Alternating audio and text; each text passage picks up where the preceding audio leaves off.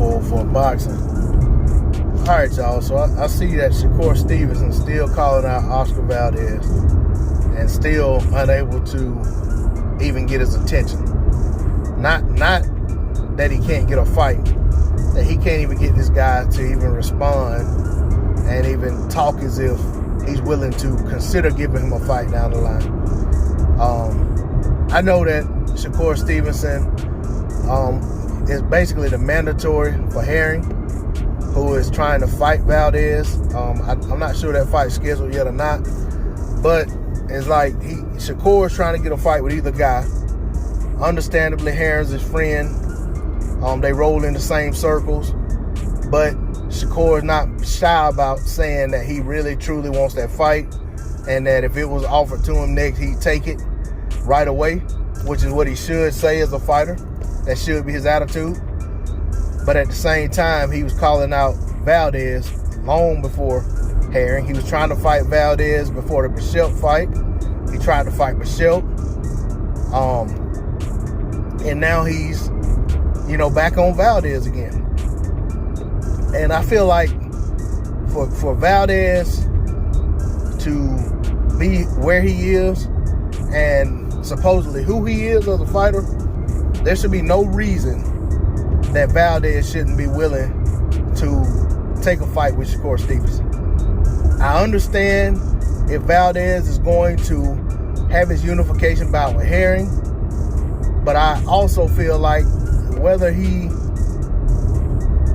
I can understand not looking ahead, but I don't feel like there's anything wrong with him saying that should he be successful versus Herring, that he's all ears and open-minded to taking the fight with Shakur, and that he wants a fight with Shakur.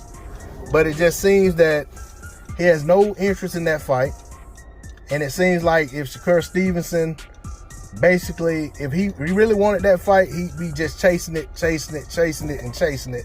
until they were no longer in the same weight class. And quite honestly, I don't feel like there's going to be any pressure on Valdez to take a fight with Shakur Stevenson, no matter how it plays out. I feel like it's going to turn into one of those situations like Gary Russell Jr. trying to get fights with Carl Frampton, Leo Santa Cruz, Scott Quigg, Lee Selby, and those guys to no avail. And basically, it's almost like the guys came together and made a pact and said that none of us are going to fight this guy.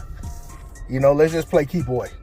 So, to me, I'd rather see, Shakur put himself in position to get a title shot with Herring, to push for his title shot with Herring, and which is what he has done. And if he doesn't get that fight, I would hope that he puts on a full court press should Valdez beat Herring to demand that he get that shot or demand that Valdez get stripped. And maybe at that point, to save face, Valdez may possibly take a fight with him. But I honestly feel like Valdez doesn't have confidence that he could beat Shakur Stevenson, so he's willing to do whatever he could to just stay away from that fight.